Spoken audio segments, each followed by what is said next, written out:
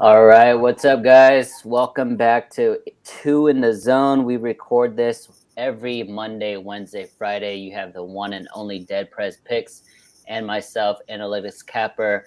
We get into the NBA slate. We review last night's games and then we get into tonight's games. We do want to do a quick shout out to our friend at Seven Stack Sports. Dead, can you tell us about him?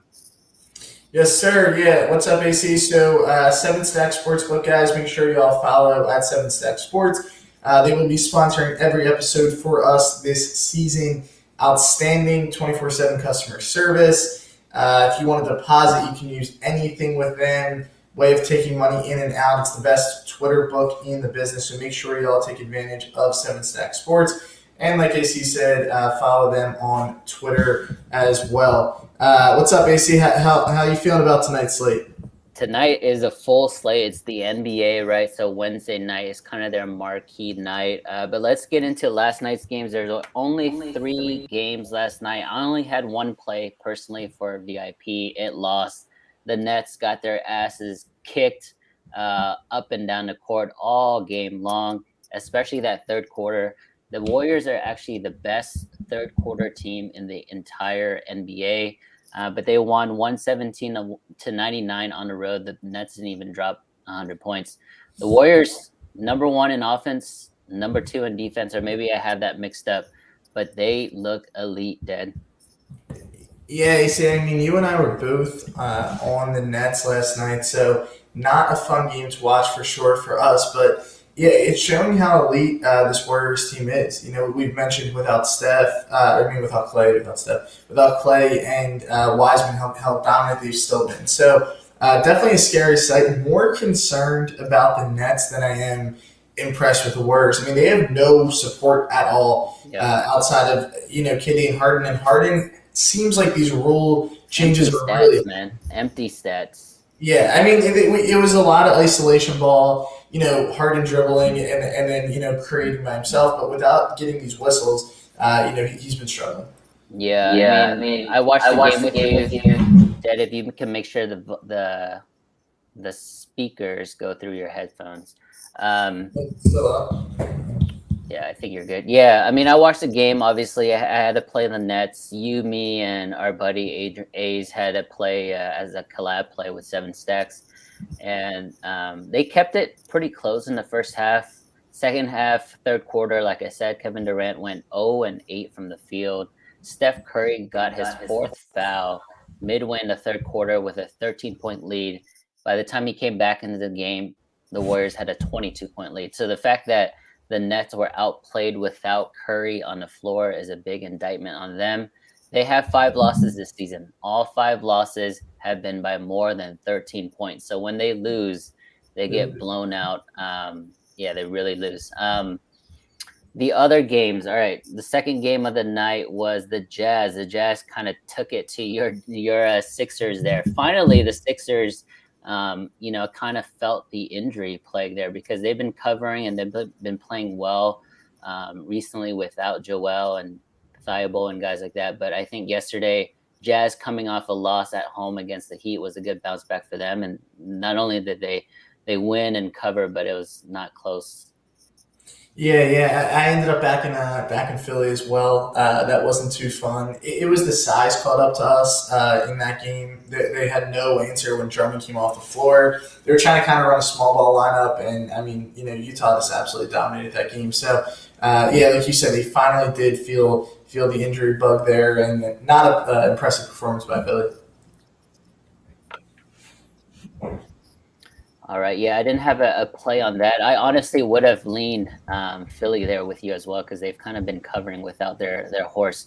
And then the very last game, I think you had the win here. You had the Clippers against Spurs. Clippers at home coming off a loss themselves. They lost to the Bulls in the prior game, but this was a close game. I think the Spurs were up in the first half and then kept it close throughout the third quarter. Got it to maybe like 6 or 7, maybe 8 points, and then the Clippers kind of pulled away in the end. So that's a good bet for you, Dad. Any analysis or reaction for this game? Yeah, it was close most of the way. The Spurs even, got a little bit of a lead there in the third. But yeah, that was the sole win of the night. Ended up 1-2. Went really small on that NBA slate. You and I were just talking about how good the favorites have been early week. I think what were they 11-0 straight up on Monday and 10-1 against the spread, and they were like a point off covering with the Suns. It was like an intentional miss right there. So, I mean, the favorites this week again yesterday. 2-1, right? And I think the Warriors were a public favorite. By far the trendy dog, and I hate trendy dogs. So the fact that they not only covered, but they like blew them out. It wasn't competitive. Yeah. So I mean, maybe tonight we get some dogs, AC. So I guess we'll hop into tonight's slate. That's what the people came for. We will start. We got a lot of requests. Also, we appreciate you guys dropping comments. If you want us to discuss any game specifically, AC and I can get a little more into those games. Big one tonight, AC, is the Blazers Bulls. We have like already 6 comments about that one, but we'll get to that. We just got a comment actually about this game, the Pacers and Pistons. Somebody asked our thoughts on the Pacers at -6.5. That is the line currently. Over under at 205.5. This game is in Motor City. It's in Detroit. What do you think about this one? Man, Detroit sucks, man. They're 3-10 at 3-10 overall. At home, they're only 2-4 against the spread at home. So it's not like they're better at home or anything like that. You already know how I feel about Indiana, especially with Brogdon. But this line is a little fishy. I would have estimated this to be closer to 10, like 8-9 points. The fact that it's only 6.5, maybe it's going to get to 7.5. It makes me like the Pistons, but there's no way I can back that team. Like I said, they're just so bad, man. Yeah, I'm with you here. I do think it's a Pistons play. Like I said, they're so depleted. When you get into them, like their starting lineup's not great, but it's so much better than their second unit. So. Like they seem like they're competitive early, so this could be like a Pistons first quarter play, and then I just don't trust that second unit like at all. And they also lost Kelly Olynyk, who, while he's not the best player in the world for the Pistons, solid, yep, he's better than what they have. So I think it's an early play on the Pistons, either a Pistons first half or first quarter. I don't think they keep up with the Pacers, and I think that spread gets tight late. Wizards Hornets AC. This should be a really good one. Tonight, the Wizards are a slight dog here. We know they're sitting top of the Eastern Conference. Bradley Beal will play tonight. He sat out the last game. It was personal, was the ruling on his sit out, but he is in action tonight. Top of the East, but a dog tonight. What do you think about this? Yeah, like Dad said, they are sitting at 10-3, top of the East. They're 9-4 against the spread. They've won their last 5 games. Charlotte is only 8-7, so just above 500, but they had a really tough West Coast road trip that they dealt with. I don't think Washington has gone on an extended road trip out west yet, so that's why their numbers are a little inflated. With that being said, this to me is a Washington play. I know they're flying high. I know they covered 4 of their last 5 games. They hit 10 threes in their previous game. The Hornets just had an amazing win against the Warriors a couple of nights ago. So they're also flying high. They've won 3 straight since coming back home. So these are 2 teams that are, moving in the right direction. Let me go ahead and look at the injury news. You said Beal is playing. Gordon Hayward is playing for the Hornets. Mm-hmm. This is a tough matchup. Like this, as an NBA fan, this is something where I would rather just sit back and watch good basketball. Maybe some money on the Wizards, but nothing for me officially. What about you? I like the Hornets in this one just because we've been talking about how the public is just flat out eating this week, AC. I think, like, even with last night, the public 3-0 opening night, I think they were 11-1, right? That's like 14-1 this week. I got to imagine Washington ends up being super public in this spot. And I like this Hornets team. We've mentioned that they're tough to trust, and they are, but I think they're extremely talented at the same time. I see some regression starting to kick in for Washington. I don't think they're as good as they're playing by any means. They're not the best team in the Eastern Conference. And I think this is a little bit of a letdown spot for the Wiz tonight. The line to me is going to be suggesting Charlotte in this spot. So I'm going to be on Charlotte in this game. I also think this game does go over, and I know that's scary this year taking an NBA over, but I do like that total as well. But like you mentioned with the injury news, you got to keep an eye on that. Beal, like I said, he was ruled in, but you never know with the NBA, last-minute guys coming in and out as we are recording this at 2 o'clock on the East Coast. Celtics and Hawks. We just kind of talked about the Hawks, right? Now, is Yep. this a good time to start backing the Hawks? We saw them take care of business a little bit this Yep. weekend. Now they open this thing at 4. It's up to 5. I like them a lot early in the day. I did not jump on that line. I probably should have because it's going to keep going up. Robert Williams, he's been ruled out for Boston, so that's their top big guy, is out tonight. What's your thoughts on this game? Is this a Hawks play for you? Yeah, for sure. You know how I feel about the Hawks, especially in Atlanta. They are an elite cover team in that building at home. Celtics, they don't have any depth in the front line. I know Okongwu is out. I think DeAndre Hunter may be questionable for the Hawks as well. So maybe you look into Clint Capella rebounding props or maybe points and rebounding props. But I think the Hawks take care of business. They've covered their last 2 games. I think they're going to go on a streak now where they cover, 8 of their next 10 games, something like that. So I like the Hawks better as a team. I think the Celtics have been performing well since that players only meeting about a week and a half ago. But without Jaylen Brown, I just don't think they have the firepower to keep up with Atlanta. What about you? Yeah, it's an interesting spot, in my opinion, for tonight.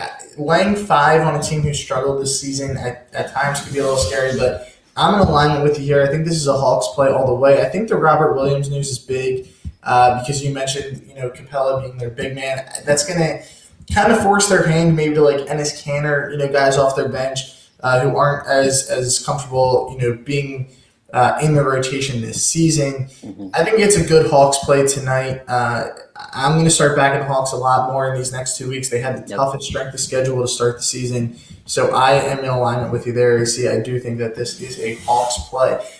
We just mentioned the Nets. We're talking about how bad they look. Well, now they're a double-digit favorite here. And what's up with the Cavs, man? I mean, they just can't catch a break now. Evan Mobley sidelined.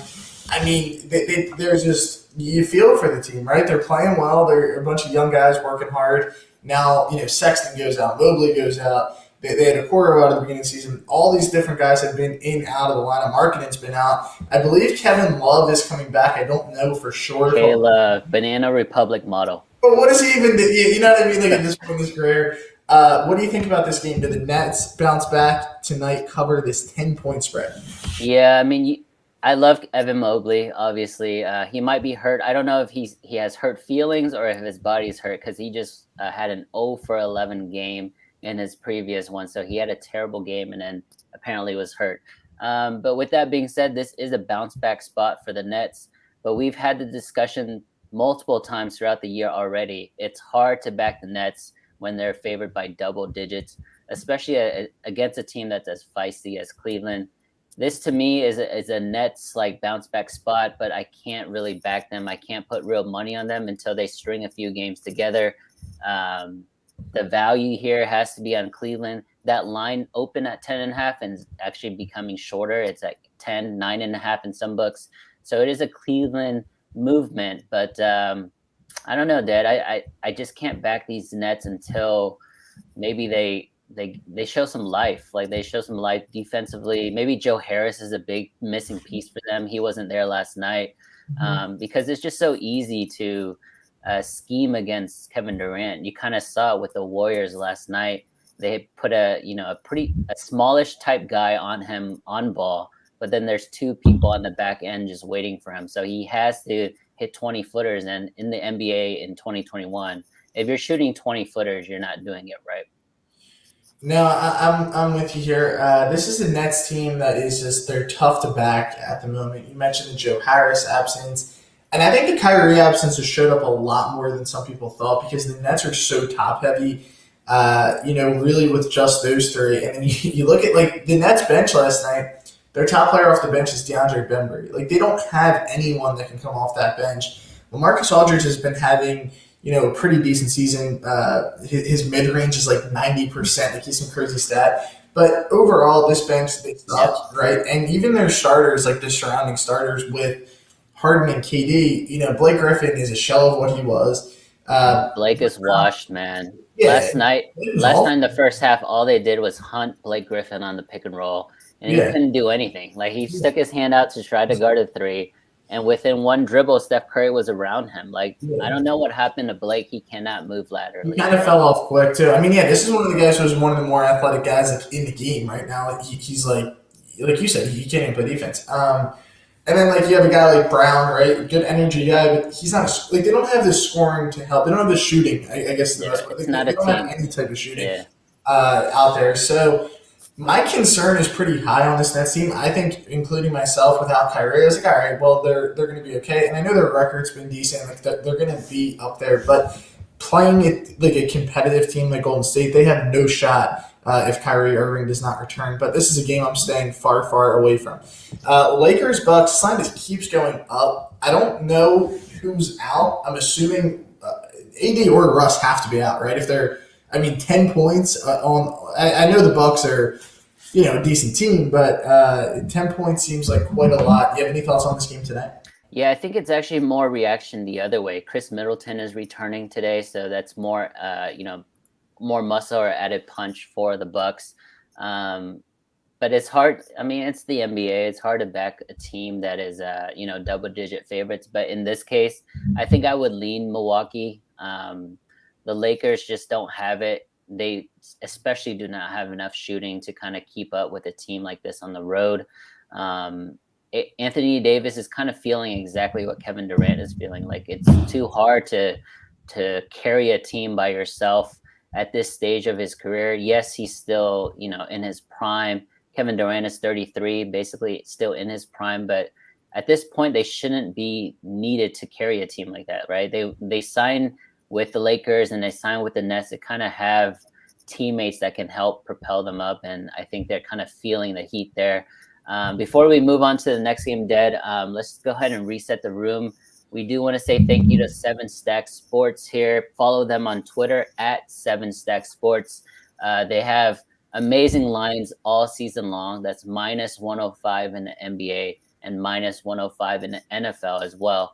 But they do, same day cash outs if you're using cryptocurrency or Bitcoin. 24/7 customer service, over 2,000 customers, and I think they have over 7,000 followers on Twitter now. So super respectable book. Awesome to work with. Me and Dad have been with them now for quite a while, and we vouch for their customer service. So definitely check them out. Follow Seven Stack Sports and let them know that either myself or Dead Press sent you. All right, let's go ahead to the next game, Dead. All right, AC. Yep, let's get into this one. The Pelicans and Heat. The Pelicans have been god awful on the road. How did the Pelicans cover against the Wizards? Like they were blowing them out at half, right? Like 27 points, and they don't even cover. Not only don't win. Can you trust this Pelicans team at all? No, the answer is no. Looking at their stats, they are 2-13 overall, but they are 6-9 against the spread. Miami is actually one of those teams where their ATS record is actually better than their overall record. So they're 10-4 against the spread, 9-5 overall. Looking at injury news, obviously no no Zion Williamson for the Pelicans. And then on the Heat side, Bam is questionable. Jimmy Butler is questionable. Markieff is still out, obviously, with that neck injury. A lot of people don't remember, but they still have Victor Oladipo as well, and he's been out with that quad injury that's been bothering him for basically 2-3 years now of his career. But Miami at home, Tyler Hero is going to be enough. I think Duncan Robinson's going to be enough. That's just too much shooting. There's not enough talent with the Pelicans. I actually lean Miami here, which is against movement. What about you, Dad? It's another stay away game for me because I don't trust the Pels at all. I think 8 is a lot in this spot, especially. But you said there's so many guys questionable right now for Miami, the catalyst being Jimmy Butler, that it's a stay away game for me. Like you said, the line's actually moving in the favor somehow, some way of the Pelicans, which just cracks me up. But we will see how that one goes down tonight. But that is a as far stay away game for me as possible. Magic and Knicks. The Magic come into this game as a 12-point dog. Remember, the Magic knocked off the Knicks at a point this season. The Knicks also blew them out. 12 points. Is that too many? Jalen Suggs will return tonight also for the Magic, over under 208.5. What's your thoughts on this? Yeah, I think for the most part, I think Orlando is just a blind fade no matter who they're playing. With that being said, though, the Knicks, I don't think they have enough defense to really cover 11, 12 points. This is not the same Knicks team from last year. They're giving up 107 points per game, which is bottom towards the bottom of the league, and they've become an over team.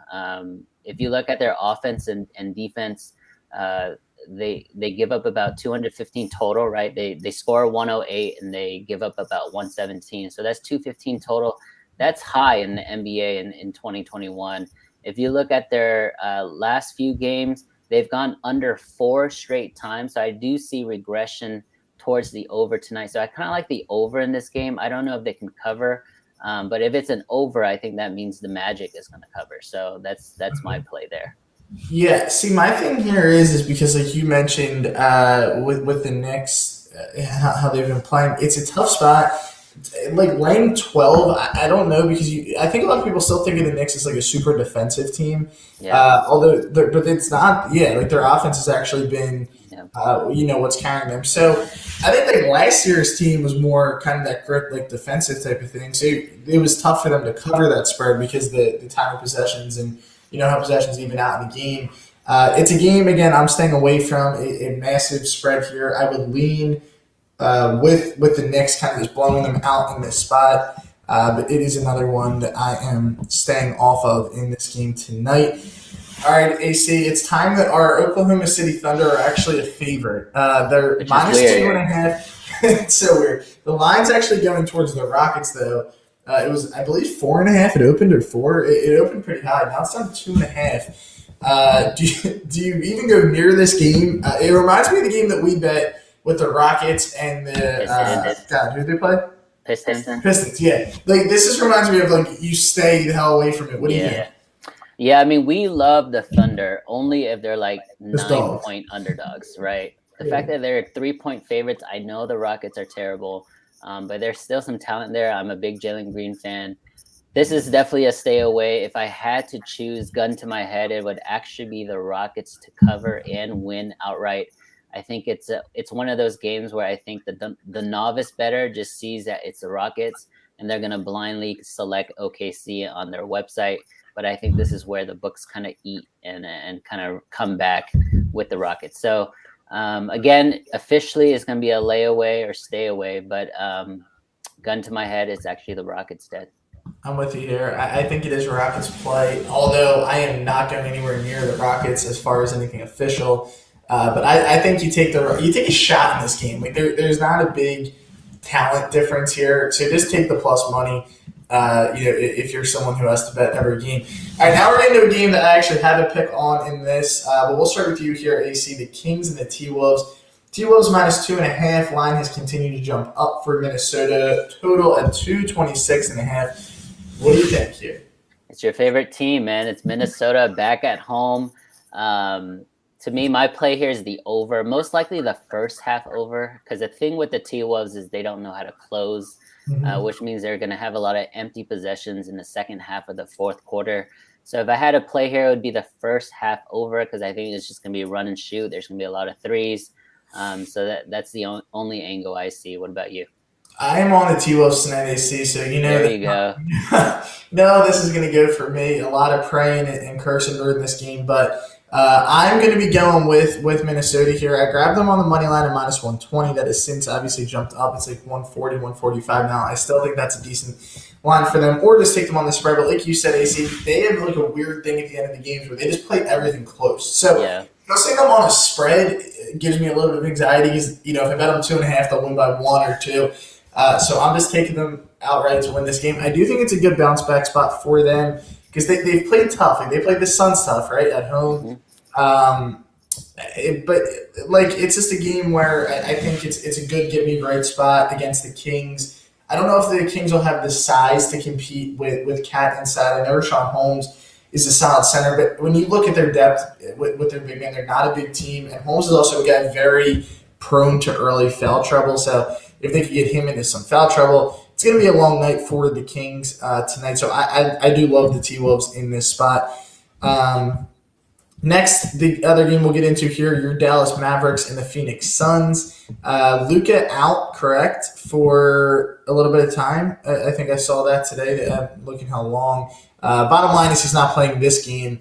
Suns 8.5-point favorites at home. They did not cover last game, but they kind of got in a little bit of a cover flow there. They've been winning a lot of late. What's your thoughts on this one? Yeah, I mean, without Luka Doncic, he might not be the MVP of the league, but he's definitely he means the most to a team. I don't think there's anybody else in the league that means more to a team than Luka. Is basically what I'm trying to say. Because you're gonna have to rely on someone like Porzingis or Tim Hardaway. You need at least 60 points from those two just to reach 100 for the team. I don't know, man. This is a stay away from me. This seems like a Dallas play because of the injury reaction news. I just hate injury news like that, but maybe a Dallas team total under, something like that. This is a stay away from me, but it can't be a Dallas play. Yeah, I'm with you here. Another game, I'm just not going there. There's a lot of like big spreads tonight in games like this. It kind of reminds me of that Heat Pelicans game where you just don't want to get too close to it. So I will just be completely laying off of this one tonight. Maybe keep an eye on something live. Like if the Mavs hop out to a lead, maybe you get the Suns at a better number. But I do think the Suns cover this one tonight if I did have to be forced into action on a pick like that. All right, AC, I dropped a tweet saying, ask us some questions on games tonight. This game had about 10 of those tweets. Like pretty much everyone wants to talk about this game. So here it is. It's the Bulls and the Blazers. Line is starting to move a little bit to Chicago. So it was 2, now it's 1.5. This is the big one that everyone wants us to talk about. Give me your thoughts on this game tonight. And the Bulls just won back-to-back right in LA. Yep, this is the game of the night. The Bulls are flying high, which is good for me and Dad because we have them on the win total over for the season, as well as the Bulls to make the playoffs. They're 10-4. One of the top teams in the NBA. Portland came out really slow this season, right? Dame looked disinterested. Then he was hurt. He is back. I think this line suggests that he is playing tonight. I think they're the favorite, right? The lower ranked favorite. Yeah. To me, this is a Blazers screamer, but it's one of those, screamers where I'm not super confident with anymore right now in the NBA, especially during the weekdays, because it has been so public. It hasn't been that sharp. But to me, if I were to have action on this game, I think the value, even though they're favored, has to be the Blazers because they haven't been playing well at all. Right now, officially, Dame is questionable, and somehow they're still favored against one of the top teams in not only the East, but in the NBA, coming off 2 impressive wins in LA. So Portland read for me. I don't know if I'm going to make it an official play tonight, though. I am with you on this. As long as Dame goes, also Norman Powell, they're both questionable right now. I'd be shocked if Dame does not go. Powell's another guy that he does make a big impact on this game. I think it's a Blazers play all the way. It's going to be a super public play on the Bulls. But it's a tough road trip for the Bulls. They're due to regress a little bit. Still no Vucevic. So I think that this is a good spot to actually fade the Bulls in tonight. You mentioned you and I are both on the Bulls team total and them to make the playoffs. So we're cheering for the Bulls most nights. I know we don't really want to fade them a ton this season, but there's always good spots to fade teams. This is a perfect one tonight. I think it is the Blazers, without a doubt here. The line right now, like you said, I think it is suggesting Dame goes, but I think when he's officially ruled in and Powell's officially ruled in, if they're both ruled in, it's going to get up to like 3. It'll probably close at 2.5 or 3. So not going to be anything like drastic as far as the line movement goes, but if you like the Blazers, it's not a bad idea to lock them in, although you are kind of taking a little bit of a shot, right, on some NBA injury news, which is never too fun. But I think you and I are in alignment there. This line is giving us a screamer play. Yeah, and if you look at the schedule, so it's Wednesday night. This is the Bulls' 4th game on their road trip. Let me confirm. Yeah, so they have a 5-game road trip. This is game number 4. Friday, they're going to go to Denver to play, and then they're back home after that. So maybe a potential look ahead to the Nuggets or a potential look ahead to the last road trip of the game. You just never know how players are feeling with such a long, extended road trip like that. And then when you look at the other side, the Blazers are going to be home for a while. So for them to kind of come back in the standings in the West, they need to take advantage of these opportunities at home. They just covered against Toronto on Monday. They play tonight, and then they don't play again until Saturday. So they can kind of throw the kitchen sink at them tonight. Dame can play 40 minutes. CJ can play 40 minutes because they're going to have 3 days before their next game. That's a really good point. I mean, I think, yeah, they'll kind of just sell out. And that's also why, it's more likely that Dame and Powell do go tonight. Some good points made there, AC. I guess before we'll wrap it up here, we'll take everybody's questions that they comment. We appreciate everybody who commented. Some questions for tonight. This one asked about the Rockets Thunder first half under due to them both not being the best scoring teams. 108.5. What do you think on? Do you have any read on a total in this game in the Thunder and Rockets? Yeah, let me take a look. So the full game total is actually steaming up. So it started from 211 or maybe 212, and it's up now to 213, 213 and a half. When the full game over is going, I don't play the first half under. I mean, I kind of stay aligned. So if it's the full game over, then I would lean the first half over as well. But for me, man, there's not enough data on my end to kind of make an assessment on that. What about you? Yeah, I would lean with an underplay here, just because I don't think either of these offenses have the firepower to really prove me otherwise. Neither play. The Thunder especially don't play at a very quick pace. Rockets do like to kind of jack up the three ball, so if they're hot, it can screw you, but I just don't have faith that they're going to be able to get hot in this game from the three-point line. It's not a play I would necessarily go out of my way to make, but if I did have to decide on that one, I would go with that as well. Other than that, the comments, I mean, pretty much all asking Bulls, Blazers, Bull, Blazers. A lot of people are saying no reason that the Bulls should be dogs. We had a couple about the Pacers game tonight as well. One asked if they think it's a good bounce back spot for KD props tonight. My answer to that would be yes, but you have to fear a blowout. So do I think he bounces back? Yes, but it's scary to take a prop over with a blowout. My favorite prop in that game is actually Cedi Osman. I think he's going to end up playing 30 to 35 minutes because they have no depth on the front line.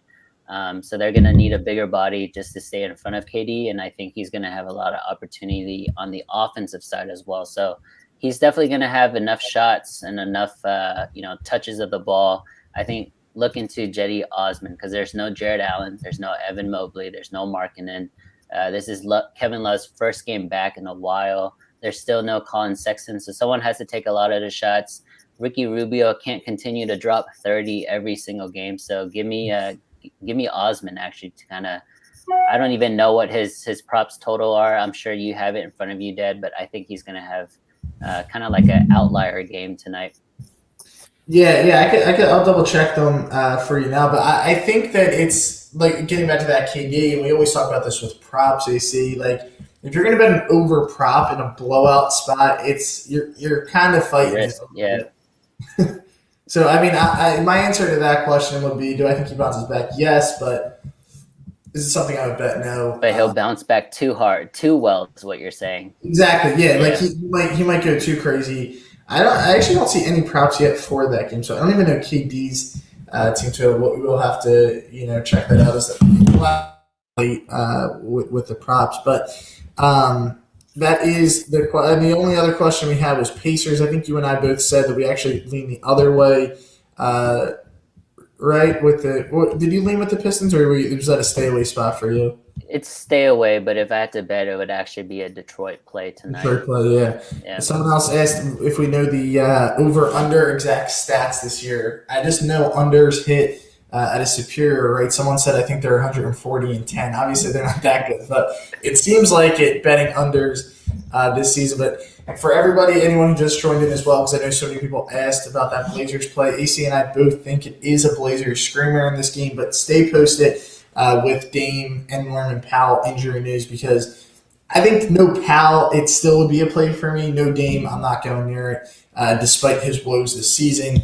He's still, Dame Lillard, and he's, starting to get back to form a little bit in this spot. But AC, I think we made it through the slate here. It is a pretty loaded slate tonight.